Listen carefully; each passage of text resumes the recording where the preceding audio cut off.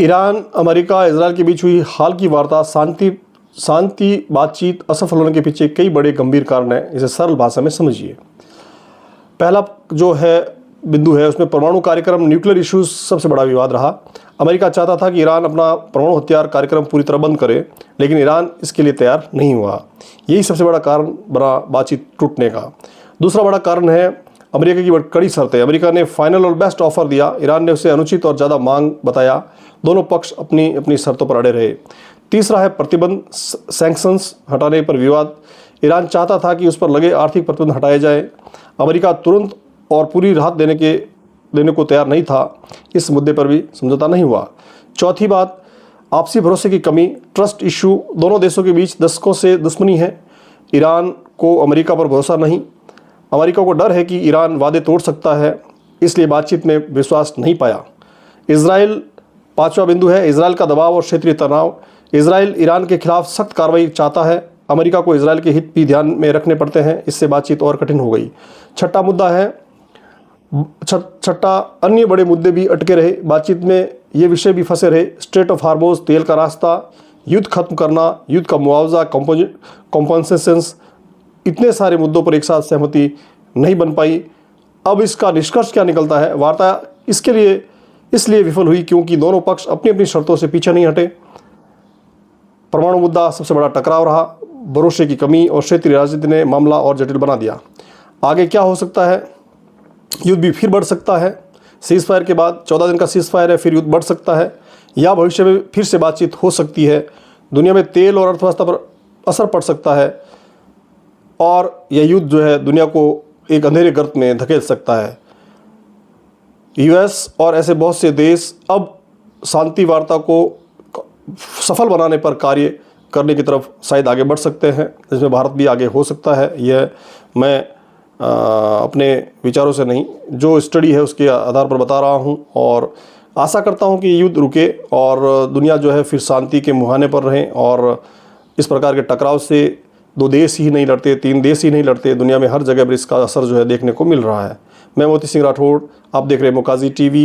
यदि आपने हमारा यूट्यूब चैनल सब्सक्राइब नहीं किया है, इसको सब्सक्राइब कीजिए, लाइक कीजिए और शेयर कीजिए, और बेल आइकन को प्रेस कीजिए ताकि मेरा हर वीडियो आप तक पहुंच सके। आपने देखा होगा, ईरान एक ऐसा मुल्क है जिसके पास लेबनान है, और इजराइल लेबनान को डिस्ट्रॉय करना चाहता है, क्योंकि लेबनान में इस्लामिक जो आतंकवादी है या इस्लामिक टेरर है उसका अंदेशा इजराइल को ज़्यादा है, और इजराइल चाहता है कि उसको मैं किसी हिसाब से डिस्ट्रॉय करूं।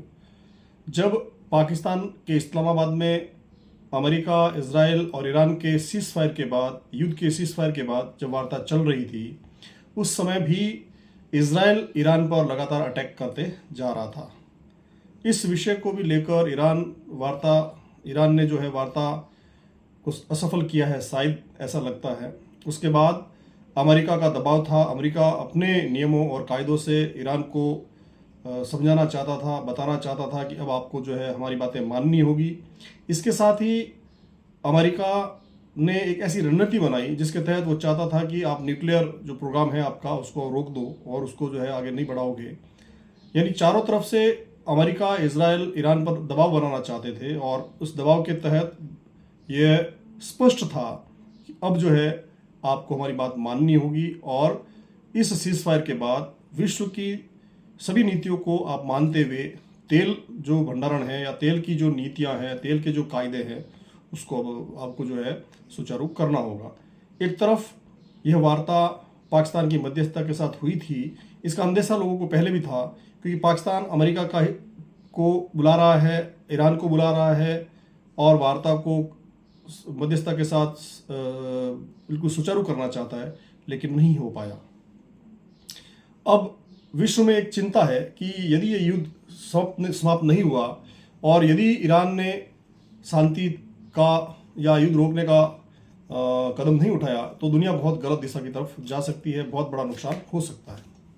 इसी कड़ी में रूस जो है वो अब यूएस के और ईरान के बीच संधि करने के बारे में सोच रहा है, मध्यस्थता करने के बारे में सोच रहा है, जिसमें दुनिया बहुत नाजुक हालात से गुजर रही है। 2 सप्ताह का सीज फायर तो हो गया, लेकिन इसे टिकाऊ बनाने के लिए जो पाकिस्तान की राजधानी इस्लामाबाद में बैठक हुई, उसके बारे में पुतिन जो है उन्होंने भी इसको समझा, सोचा और कहीं न कहीं यह विचार उनके मन में आया या मस्तिष्क में आया कि अगर मान लो ये वार्ता नहीं होती है तो दुनिया के मुल्क शांति से बहुत महरूम रहेंगे और एक विश्व का एक ऐसा समय जो है वो युद्ध के हालातों के साथ खड़ा होगा, जिसमें तेल है, मानवता है, संस्कार है, नियम है, कायदे हैं, उन सभी को परे रखते हुए मानव के खिलाफ एक बारूद का ढेर बन जाएगा।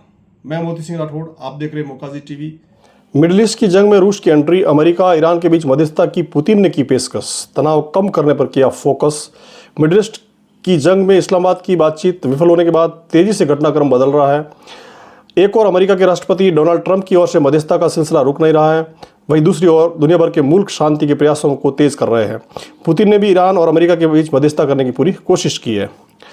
28 फरवरी को अमेरिका, इजराइल और ईरान के बीच शुरू हुआ जंग अभी नाजुक हालातों से गुजर रहा है। 2 सप्ताह का सीज फायर तो हो गया, लेकिन इसे टिकाऊ बनाने के लिए जो पाकिस्तान की राजधानी इस्लामाबाद की बैठक हुई वह सफल नहीं रही और अमेरिका और ईरान 1979 के बाद पहली बार एक मेज़ पर साथ आकर मतभेदों को सुलह करने के लिए बैठे थे, लेकिन नतीजा कुछ नहीं निकला। इन सब के बीच रूस के राष्ट्रपति व्लादिमीर पुतिन ने अमेरिका और ईरान के बीच मध्यस्थता की पेशकश की। ईरान की मांग थी कि पहले उस पर लगे आर्थिक प्रतिबंधों में ढील दी जाए और सुरक्षा की गारंटी मिले। इसके बिना यह हार्मोज स्ट्रेट खोलने को तैयार नहीं था। दूसरी ओर ट्रंप ने इस मुद्दे पर कोई समझौता न करने की बात कहते हुए कड़ा रुख अपनाया। यहाँ तक कि उन्होंने इस जलमार्ग पर नियंत्रण और टोल वसूली जैसे प्रस्ताव भी दिए, जिन्हें ईरान ने सिरे से खारिज कर दिया। स्टेट ऑफ हार्मोज पर गतिरोध बना निर्णायक। स्टेट ऑफ हार्मोज इस पूरी बातचीत का सबसे संवेदनशील और रणनीतिक मुद्दा बनकर उभरा। यह जलमार्ग वैश्विक तेल आपूर्ति के लिए बेहद अहम है। 28 फरवरी के बाद से इसमें रुकावटें देखी जा रही थी। अमेरिका चाहता था कि इसे तुरंत खोला जाए ताकि तेल आपूर्ति सामान्य हो सके। वहीं ईरान अपने दबाव के एक महत्वपूर्ण साधन के रूप में इस्तेमाल कर रहा था। लेबनान पर हमलों ने बिगाड़ा समीकरण। तीसरा जो है, इस्लामाबाद में जो बातचीत जारी थी उसी दौरान इजराइल ने लेबनान में अपने सैन्य अभियान जारी रखे। जब ये वार्ता चल रही थी तब भी इजराइल ने जो है इस लेबनान में अपना जो सैन्य कार्रवाई उसको बंद नहीं किया। यह क्षेत्र हिजबुल्लाह के प्रभाव में है, जिसे ईरान का करीबी सहयोगी माना जाता है। ईरान की स्पष्ट मांग थी कि किसी भी शांति वार्ता से पहले लेबनान में हमले रोके जाए, लेकिन इजराइल ने साफ कर दिया कि अमेरिका ईरान सीज फायर उस पर लागू नहीं होता। इजराइल के प्रधानमंत्री बेंजामिन नेतन्याहू के इस कड़े रुख ने वार्ता के माहौल को जटिल बना दिया।